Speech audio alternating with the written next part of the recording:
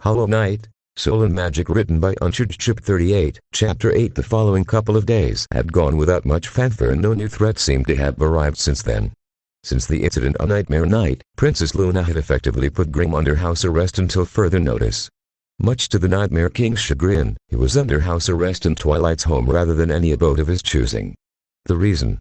He and Ghost had been there temporarily, and the dungeons were not an area he would choose. Especially with two very angry Alicorns keeping an eye on him over his ritual, a ritual the locals thought of as a simple performance. How much more of this boredom must I endure? Grim grumbled to himself as he stared blankly outside the window. A book firmly in his hands, but he could not even read the language of this land. Despite all the nightmares having been absorbed by the heart, he learned nothing of substance. For such a primordial being, his knowledge was limited, which meant he had to learn in one way. The door in the room opened up suddenly with an enthusiastic voice of a purple unicorn behind it. "Are you ready for your first lesson on Equestria's customs, Grim? I am so glad Princess Luna gave me the opportunity to teach you about our history." "The feeling is not mutual, Sparkle," Grim merely replied. He looked downwards to see that there were at least a few guards in front of the main door of Twilight's home. Did the Princess of the Night sincerely think a few equine guards were going to stop the Nightmare King? He could easily just turn into a swarm of bats and fly out of this tree to anywhere he so pleased. Why didn't he? "I don't see why I am getting roped into this," Ghost's voice spoke out as he entered the room. He did nothing wrong, and he was being put under house arrest just as much as Grim. If anything, Ghost was the sole reason the Nightmare King didn't go overboard with his ritual practice and reincarnation. Twilight had an answer for that. You to tell the princesses that Grim was under your care. So by definition, you are responsible for his actions as much for yours. Plus, it was my idea to keep you here. How come? Ghost would have raised a brow if his mask could barely allow expression. So I can document everything about where you came from, and I'll share everything I have about Equestria. Consider this an official and recognized cultural exchange program. Twilight said. Grim muttered, by being forcibly restricted to one location. The princesses might as well have locked us up again. In their defense, you two showed up out of nowhere, and considering Ghost is made of the void, locking you up would not have been on their minds. If it wasn't for the fact the princesses found you harmless eventually, this is the best case scenario. Then where do you want to begin with? Ghost questioned. His knowledge of Holownest was limited to whatever his adventures had uncovered through his sole prerogative. Pieces of what Holownest was like came to mind, and he did know a decent amount about the Pale King, his father. Other than that, he only knew of the few bugs still left behind there and what was left over since the Radiance's infection. Twilight brought over several notebooks and pencils before looking expectantly at the duo. What can you tell me about the Pale King? Oh yes, the worm. Grim mused. He was a dragon. Twilight asked. Ghost shook his head. From what I gathered, he could change form. Supposedly, every death of his current form would lead to a new form taking shape. He had great power within him, and is the reason why Holownest was able to become the kingdom that it was. At one point, bugs all were under one influence and without any free thought but his intervention allowed society to spring from his power. Twilight scribbled a few notes, whispering lowly before looking upwards. So, he was your ruler and god? Depends if you consider strength like that godlike, Grim answered before snapping his fingers to produce a flame. I have that power granted by me through the Nightmare Heart. The Pale King has his own strength that none truly know, but his actions greatly angered the previous power before him. The Radiance, everyone calls it. I assume it was your enemy, Twilight murmured. The story seems to add up so far, but the idea of it being changing forms after every death made her wonder if anyone had similar strength in Equestria. She wasn't confident either of the princesses could do such a thing. Please continue. The Radiance was an ancient god of the moths. When the moths broke from her shining light, it was deeply wounded and enraged against the Pale King. It used its power to infect bugs in a trance-like state where they were no better than thralls. I had to kill many of them just to stop the Radiance, Ghost explained. Grim nodded. Indeed. That's how I was brought to Holownest and met you. In a way, the Radiance made a red carpet for my arrival. How lovely of it to do so. Twilight scribbled a bit more while her mind was boggling at the idea of a god coming to take revenge. How astounding it must be, and how dangerous Holownest must have been. So your father angered a god and the citizens had to pay for it. What happened next? My creation. I should say, the creation of all vessels, Ghost answered.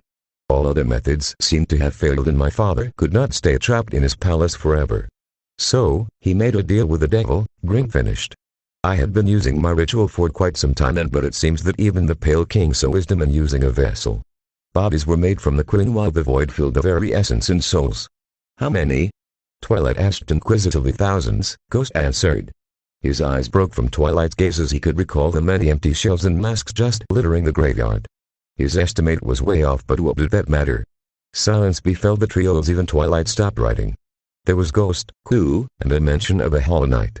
That was 3 named vessels that came to mind, but did that mean the rest of the vessels were gone? Dead? Corrupted? She considered just avoiding the question altogether, but something nagged her to ask. Where are they now? Ghost's answer was as bad as it seemed, his lifeless void eyes looking back at Twilight's purple. Gone. Everfrey. The day was bright and the birds merrily chirped amongst the trees. Squirrels roamed amongst the ground to search for fallen nuts or anything edible to store. The grass waved to and fro while the clouds littered the sky above them. The occasional insect searched for its next meal while predators kept to themselves. But unfortunately for all these creatures, one other had seemed to arrive to their environment. Staggering one step at a time with labored breathing while scanning for any form of shelter. It had no idea it had arrived here, but it remembered being chained up with the most traumatizing pain coursing through its body. It had done this for the Saka of the kingdom, its father's kingdom, since the moment that it had been created. Out of the thousands of its brethren that had been created, only this one was viable to contain the disease. It had been the powerful creation of the king, so powerful to stand higher than the knights. It was the perfect vessel, or so everyone thought. Deciding to rest against one of the trees, the figure used a sharpened sword as a makeshift crutch since its body was so close to giving out. Despite all of its strength, it had not stopped the infection, nor did it even save the kingdom. It failed at everything it was supposed to be. A mind that should have not had the ability to think, a heart that had no warmth, no feelings of guilt or bonds to hold it back. Yet, it failed at all this. Did it have upon the radiance exploited? It must have. The moment with the pale king looking over Helonist came to present itself before the being. No wonder it was doomed from the start. Just one moment to even have some semblance of a familial bond was enough to doom an entire kingdom. Father, where are you now? The figure gave a heavy sigh as his body leaned against the tree, the nearby creatures running in all directions as if it were devil spawn. In truth, they weren't far off. Despite the blessings and gifts given to it, the cloak it wore was battered and withering. The sword that it once used was cracked yet holding up strong despite the structural damage. One arm was completely missing due to the infection having corrupted it beyond saving. It could maybe use what little strength it had to repair it, but would it be worth it? What would the Pale King say at its sorry state now? Would he be disappointed? Angry? Disown it like the rest of its brethren and look for a new heir? But, even worse, was there a Helonist left to rule? Did the Pale King still live? All of these questions burrowing themselves deep inside the figure's mind as it looked towards the sky. It had never seen such a thing, and it looked beautiful. Nowhere near the beauty of the White Palace, yet it was beautiful nevertheless. As if on instinct, the figure reached out with its one remaining arm to no avail. It could not reach the sky, but it still wanted to experience it nevertheless. Although, with its mind currently set on the sky, the figure noted that he felt quite strange in this new scenery. Energy flowed so easily through the land as if the Pale King's strength had spread far. Yet, this was not the soul that it once knew. It seemed much more balanced and did not require the essence of creatures. Where did this come from? Could I use this? It seemed so. It flowed so easily and without the figure to do much at all. With a small amount of meditation, a faint glow overlapped it and almost all of its pain began to fade away. Strength ushered itself back as the figure was able to push itself back onto its feet. It looked once more at the stub of its severed arm and considered using this energy to heal itself further, but such an injury would unlikely be impossible to heal. That would require being in the presence of the void. This land seemed unlikely to hold such a dark energy. So full of life without even a taint of darkness. It looked around itself once more to wonder what direction it should head towards. Whatever forest it was a part of, the figure had no clue where the exit was.